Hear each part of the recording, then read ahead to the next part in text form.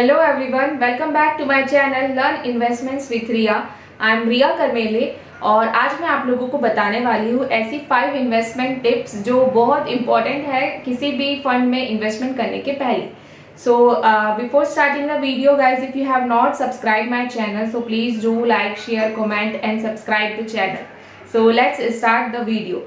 So first investment tips is know your investment goals. Means for which purpose you are investing that money, you should know that कि आप किस चीज़ के लिए invest कर रहे हैं.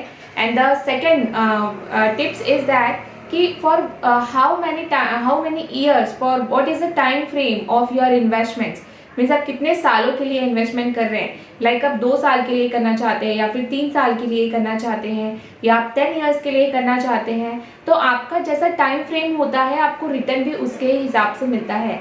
अगर आप म्यूचुअल फंड में करना चाहते हैं तो म्यूचुअल फंड में आपको ऑब्वियसली थोड़ा लॉन्ग टर्म के लिए इन्वेस्टमेंट करना होगा. अगर आप स्टॉक मार्केट में करना चाहते हैं, अगर मार्केट अच्छा चल रहा है उस टाइम पे, तो शायद आपको जो आपका रिटर्न है वो शायद जल्दी मिल जाए या 20% 25% ही मिल जाए 3 साल में या 4 साल में, ऐसा हो सकता है. म्यूचुअल फंड में अगर आप कर रहे हैं तो 8-10 साल के लिए इन्वेस्टमेंट कर रहे हैं, so that is a good way. तो ये सारी चीज़ें हैं. तो आपको सबसे पहले ये डिसाइड करना होगा कि मैं कितने टाइम फ्रेम के लिए ये जो फंड है वो इन्वेस्ट कर रहा हूँ. So the third tip is always no your risk tolerance, कि मैं कितना रिस्क ले सकता हूँ. अगर सपोज मैंने कोई फंड जो है वो स्टॉक मार्केट में इन्वेस्ट किया है तो मैं कितना % डाउन तक के मैं रिस्क ले सकता हूँ.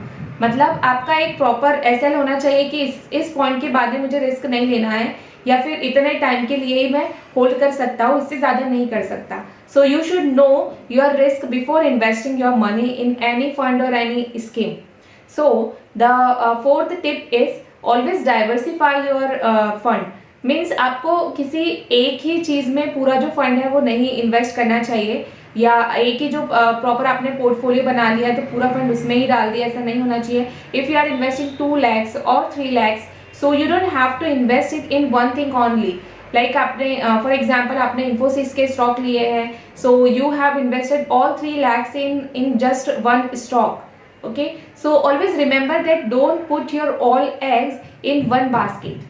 सारा जो फंड है वो एक ही इसमें मत डालिए, एक ही पोर्टफोलियो में मत डालिए. आप उसको अलग अलग डाइवर्सिफाई कर सकते हैं. लाइक 60,000 किसी और में डाल दिया या फिर 70,000 कहीं और डाल दिया या 50-50 जो है आपने डिवाइड कर दिया.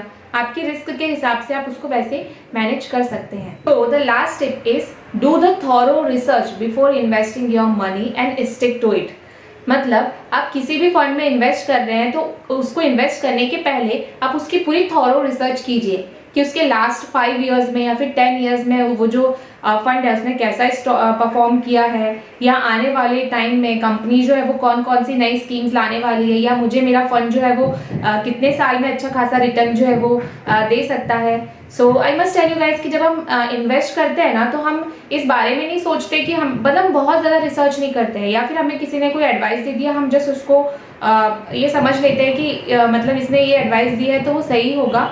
But we should do our own research in our own place actually. क्योंकि आप खुद ही इमेजिन कीजिए हम 8 से 10 घंटा जो है वर्क करते हैं अपने काम में या अपने जॉब में या फिर हमारे बिजनेस में, और हम इन्वेस्टमेंट करते हैं तो उसके पहले हम बहुत ज़्यादा नहीं सोचते.